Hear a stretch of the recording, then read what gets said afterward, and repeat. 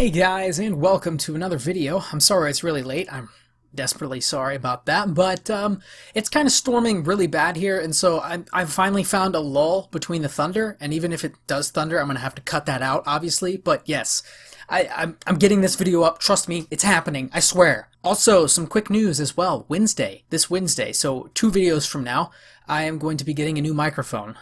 It's not the same one. It is a very much different one, a little bit higher pricing on it, so the audio quality is probably going to be increased by 1,000, so just wait for that Wednesday. But anyways, we're talking about Imminent Storm, which is a submachine gun. You get it from getting either the Valor or the Glory rank level 1. I still don't know. I'm pretty sure it's the Valor. Maybe that's the Marine. I don't know.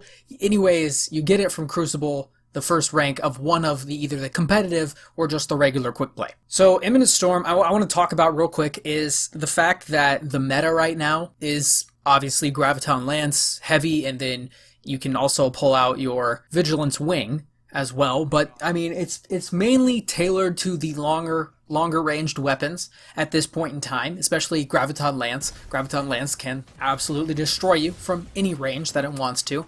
And so I kind of want to point out that I didn't do so well with this weapon, mainly because I'm an idiot. Because I didn't realize that one of the perks was actually almost night and day difference with a certain thing, but also because any gunfight that I had to get into, I had to get super close, and there were a lot of times where I was not able to get that close to the enemies because of the fact that they were just destroying me anyways. I mean, I had to get close to them. Even when I did get close to them, they still kind of destroyed me anyways. But let's go ahead and talk about the stats here real quick. So the impact is very low. It's a 16, 17 per hit every single time. I'm not sure. I think it's a 17 headshot, 15 regular body shot, or a 13 body shot.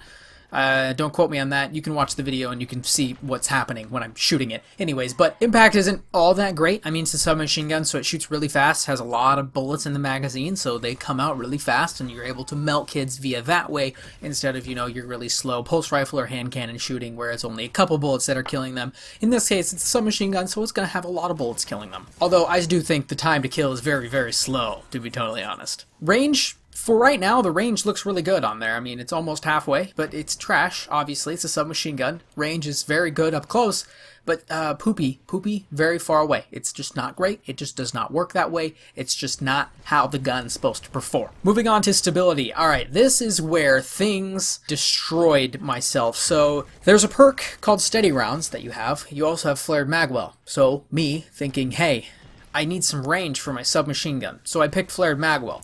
I played 13 matches with Flared Magwell. I was getting pooped on most of the time. I then decided to use Steady Rounds, and the last 2 matches I had a 2.0 KD. So, not only do I think this weapon is in for a retrial later on down the line, I do believe that I am dumb in not switching perks and trying them out earlier, because I would have done a heck of a lot better, and the effectiveness would have been a heck of a lot higher. My KD was actually really, really bad with this weapon. Like, you're probably like, wow, that was probably the hardest 15 matches of your life, and I'd tell you, yeah, but it was the hardest 13 matches of my life. The last 2 were actually very easy and a lot easier to handle the weapon. Now, speaking on stability and handling, the gun with Flared Magwell equipped is quite horrendous to hold on to. It just doesn't want to shoot where it wants to. And when you put Steady Rounds on, it literally night and day difference. 100% night and day difference. I actually couldn't believe it when I played the next 2 matches. I was like, you know what? I'm just going to try Steady Rounds, see what happens. And, it obviously cascaded my gameplay into God tier. And I was like, wow, this is really dumb. I played 13 matches without it, and I played 2 matches with it, and these were the best 2 matches that I had the entire time. Sadly, that's what happened. I'm sorry, Imminent Storm. I'm sorry. Moving on to reload speed, mega slow. If you can see down there, it's mega slow.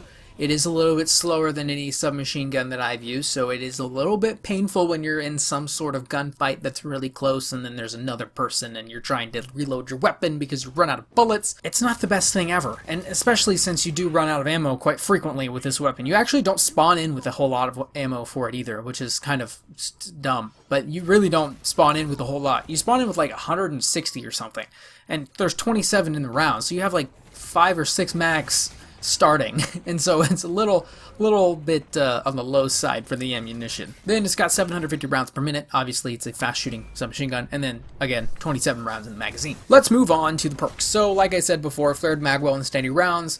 Yeah, I'm kind of dumb. You should probably use steady rounds if you're going to try out this weapon. I would definitely recommend steady rounds because literally it is night and day difference. You can actually test it out yourself. If you want to use flared magwell and then try steady rounds actually made my gameplay a lot better because the gun actually was steady and it was a little bit easier to handle. Not saying I can't handle a weapon, I'm just saying that it night and day difference. It was a lot easier to do it. Also, if you can't tell in the gameplay, my controller is messed up. It's 100% messed up. It just shoots straight up all the time, and I don't know what to do. I have to get a new controller. That's what has to happen. And then it has hip-fire grip, which is the ergonomic grip that increases accuracy and stability when firing from the hip. But really, when are you doing this in the Crucible? Question mark. When are you just firing your gun willy-nilly? I know, actually, I do it a lot when I'm panicking. Legit panicking, and that really doesn't help me out at all. So I really don't care for hipfire grip, mainly because it's kind of one of those situational perks where it has to be perfect for the perk to actually, work. I mean, you have to be close, you have to be shooting from the hip, you have to be in panic, you have to be shooting at probably a low damage target, so it has like no health, and then, you can go off your way and kill him with hipfire grip. So for perks, I am going to give it a 6, mainly because steady rounds saved this weapon. Otherwise, I would have given it a 5 easily. Steady rounds, again, night and day difference. I don't know why I wasn't using it, but I'm stupid. Sorry, that's my fault. I'll use all the perks next time, I swear. But yeah, steady rounds definitely saved this weapon from a 5 to a 6, so perks gets a 6. Long range is a 1. I don't have to elaborate. You already know submachine guns suck, and this one especially. Without steady rounds, it's absolutely buns at long range, mainly because it doesn't want to shoot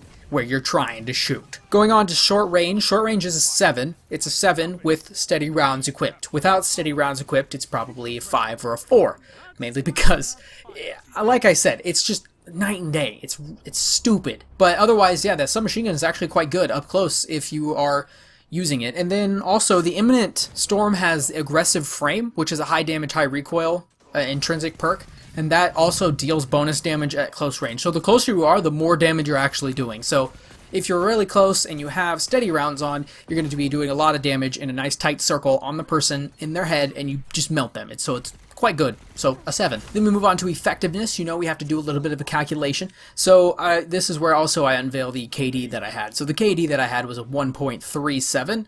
Yeah, an oof. A Roblox oof right there. I'm sorry. I didn't really mean to, mess up the weapon entirely by not even, using steady rounds. So that kind of screwed everything. But it'll go, the retrial, I'll mark it down. We'll retrial it later on before Season 4 starts, or the Year 2 starts. We'll go ahead and slap Imminent Storm on the retrial table. We calculate our kills and assists, which was 235 in this situation, and then we also calculate our deaths, which was 172. You add those two numbers up, we get 407 total fights that I was in, winning and losing, and then let's take our equation, slap that up on the screen right now. So for my kills and assists, I had 235. You divide that by 407, which was the total, and then you multiply it by 100, and then that equation comes out to be a 5.8. But now we have all of our numbers for our good old overall rating. So now we can add up all of the numbers we have on the bottom of the screen, and then we divide by 4 to get the average, and that number comes out to be a 5. Now adding all those numbers up, we get a score of a 24.8, which obviously, if you've been watching this channel for a while, you know is actually bad. Like 100%. Not good. So now let's head into the ranking process. So for the ranking process, if you don't know, I take this weapon's total score, so the 24.8. I take that against all of the submachine guns in this case. I take it against all its category weapons first, and then I rank it against every single weapon in Destiny 2 to see how it ranks up against all the scouts, all the pulses, all the auto rifles, all that stuff. So for submachine guns, this gun is coming in at 6th. This submachine is coming in at 6th. For the entirety of the submachine guns. Now, for the submachine guns, they all are quite low on the back half of these submachine guns. So, from 5 all the way to 6, or from 5 all the way to 10, the last 5 weapons are actually on the bottom of the list. They're all very, very low. And so now I can tell you where this weapon stands on the entire list, and again, it's very low. It is 53rd. On the old table there, so it is not quite very good on the rating here.